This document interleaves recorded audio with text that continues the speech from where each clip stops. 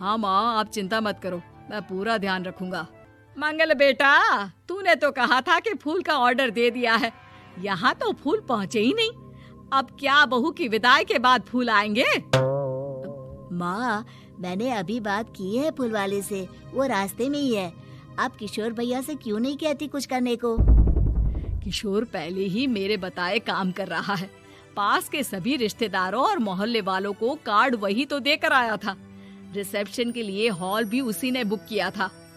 Tent कुर्सी वालों को भी तो वही देख रहा है। पर कई मोहल्ले वाले तो हमारे भरे पूरे परिवार से जलते भी है, उन्हें बुलाने की क्या जरूरत थी? बेटा, शादी ब्याह में तो बुलाना ही पड़ता है, नहीं तो लोग क्या कहेंगे। दादी दादी देखो ना, हलवाई अंकल हमें लड्डू नहीं दे रहे, आप इनको डांटो ना। अरे चैन सुख दे देना बच्चों को लड्डू, क्यों तंग कर रहा है इन्हें? बीबी जी, मैं कहाँ मना कर रहा हूँ, लेकिन लड्डू बनते ही ये बच्चे उठा उठा कर खा लेते हैं। अरे मैं तो इन्हें थाल में रख के परोस भी नहीं पा रहा। भागो, अब कोल्ड ड्रिंक पीने चलते हैं।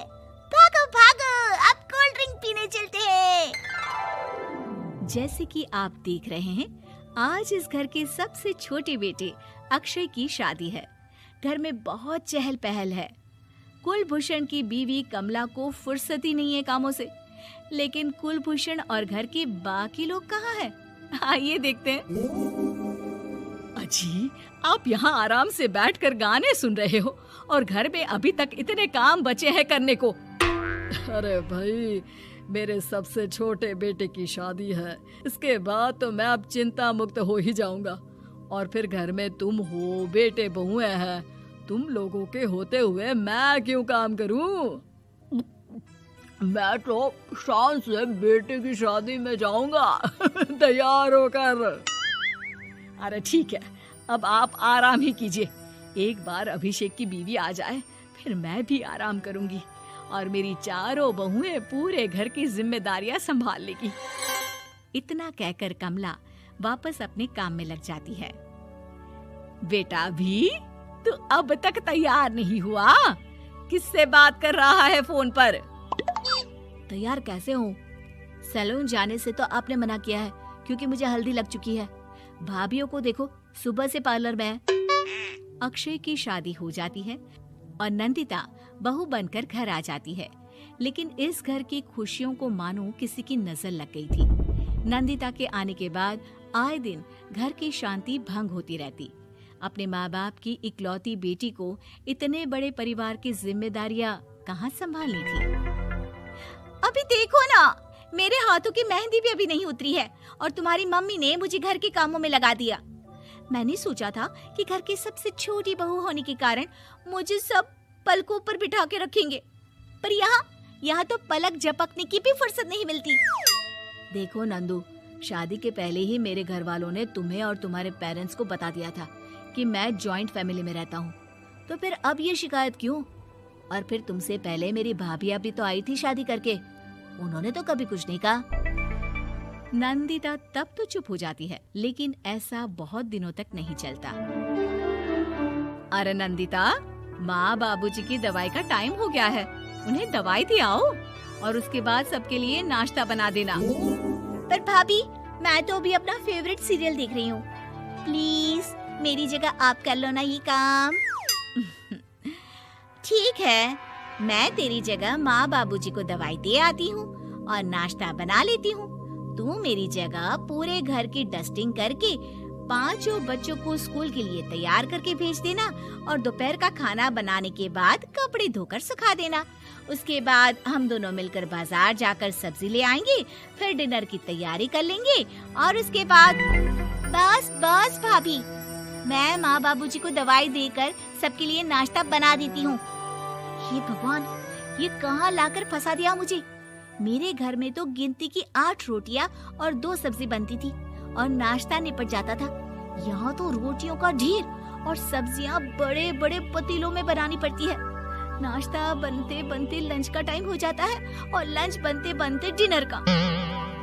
अभी मुझ में तुम्हारे पूरे परिवार का नखरा उठाने की और ताकत नहीं बची।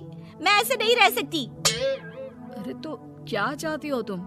मुझे अलग रहना है बस। तो ठीक है, हम कल ही शिफ्ट हो जाएंगे किराए के घर में। इतना बड़ा घर होते हुए हम किराए पे क्यों रहेंगे? ना जी ना, घर में ही दीवार खड़ी करो अपने हिस्से के आगे। घर के साथ साथ घर की खुशियों में भी दीवार खींच जाती है। ऐसे ही कई महीने बीत जाते हैं और नंदिता माँ बन जाती है। बच्चे के आने से अभिषेक के कंधों पर खर्चों का बोझ आ पड़ता है। अभिषेक का बोझ कम करने के लिए नंदिता भी पार्ट टाइम जॉब कर लेती है, लेकिन इससे उसके सर पर नौकरी, घर और बच्चे की जिम्मेदारी बढ़ जाती है।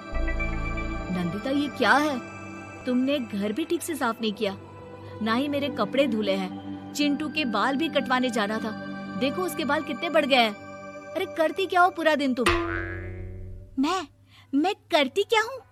तुम्हारा नाश्ता और लंच बनाने के बाद चिंटू को डे केयर सेंटर पर छोड़ कर आती हूँ, फिर खुद ऑफिस जाती हूँ। पूरा दिन काम करके आने के बाद बिना आराम किए बाजार से सब्जियाँ लेकर आती हूँ, घर आकर खाना बनाती हूँ, चिंटू को देखती हूँ, और क्या करूँ मैं? तो किसने कहा था अपने सर पर इतने काम लेने को? मत जाओ ऑफिस।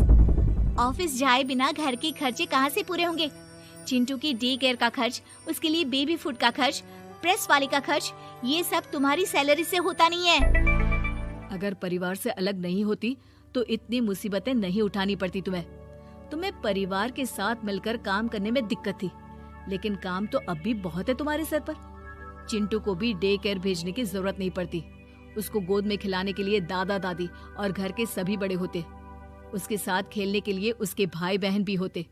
मेरे तीनों बड़े भाइयों के बच्चे भी बड़े हुए हैं, लेकिन बिना महंगा बेबी फूड खाए, क्योंकि मेरी माँ और भाभियाँ बहुत अच्छे से जानती है कि बच्चे को क्या खिलाना चाहिए। बिजली के बिल जैसे खर्चे भी सब मिलकर बांट लेते थे, लेकिन तुम्हें तो सबसे अलग रहने